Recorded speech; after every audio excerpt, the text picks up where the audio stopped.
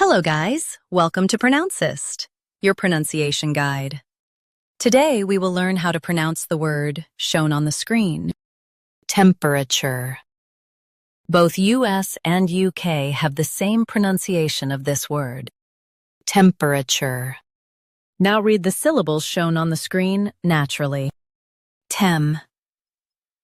Per. Chur. Temperature.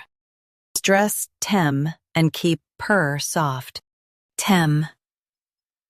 Per. Chur. Temperature. Stress tem and keep per soft. Tem.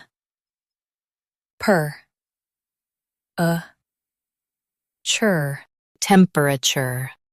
Stress tem and keep per soft. Tem. Per. Chur. Temperature. Practice repeatedly and you'll soon be able to say this word perfectly. The best way to practice is to repeat the syllable multiple times. The meaning of the word is degrees of heat or cold. Try repeating this word several times to improve your pronunciation.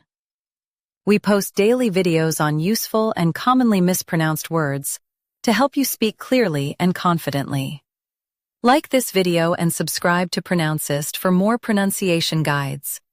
Thanks for watching us.